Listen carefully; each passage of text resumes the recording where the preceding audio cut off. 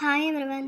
ఈ వీడియోలో PCOD and PCOS ఈ రెండు ఒకటేనా లేదా వేరు వేరా అనే దాని గురించి చెప్పుకుందాము. సో నార్మల్గా చాలామంది పీసీఓడి ఆర్ పీసీఓఎస్ అని డయాగ్నైజ్ అయిన తర్వాత రెండు ఒకటే అనుకుంటారు. కానీ ఫస్ట్ అర్థం చేసుకోవాల్సింది, వర్డ్స్ సిమిలర్గా ఉన్న మెడికల్గా రెండు డిఫరెంట్ కండిషన్స్.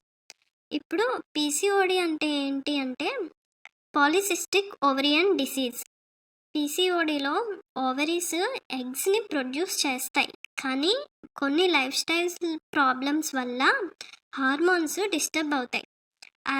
ఆ లైఫ్ స్టైల్ ప్రాబ్లమ్స్ ఏంటంటే ఫుడ్ టైంకి తీసుకోకపోవడం, టైంకి నిద్రపోకపోవడం, ఇంకోటి స్ట్రెస్ ఎక్కువ ఉండడం వల్ల ఎగ్ రిలీజ్ లేట్ అవుతుంది, అందుకే పీరియడ్స్ ఇర్రెగ్యులర్ అవుతాయి. ఇప్పుడు పీసీఓడి వల్ల అసలు బాడీలో ఏం జరుగుతుంది అంటే, పీసీఓడి ఉన్న వాళ్ళకి పీరియడ్స్ లేట్గా వస్తాయి. అది బాడీలో హార్మోనల్ రిథమ్ డిస్టర్బ్ అయిందని సిగ్నల్. హార్మోన్స్ డిస్టర్బ్ అయితే వెయిట్ ఈజీగా పెరుగుతుంది, యాక్నీ వస్తుంది, హెయిర్ ఫాల్ లాంటి చేంజెస్ కనిపించవచ్చు. కొన్నిసార్లు ఓవ్యులేషన్ డిలే అయితే ప్రెగ్నెన్సీ కూడా లేట్ అవుతుంది. కానీ పీసీఓడిలో ఓవరీస్ వర్క్ చేస్తాయి కాబట్టి ప్రెగ్నెన్సీ అయితే ఖచ్చితంగా వస్తుంది.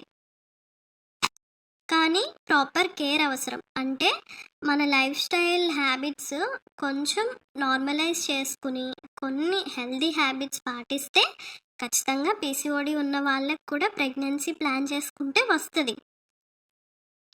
సో పీసీఓడిలో గుడ్ న్యూస్ ఏంటి అంటే, డైట్, వాకింగ్, స్లీప్, స్ట్రెస్ ఈ 4 విషయాలలో ప్రాపర్ కేర్ తీసుకుంటే పీసీఓడిని కంట్రోల్ చేయొచ్చు, సిమ్టమ్స్ని కూడా తగ్గించవచ్చు. పీసీఓడిని తగ్గించుకోవడం మన చేతిలో ఉన్న పనే.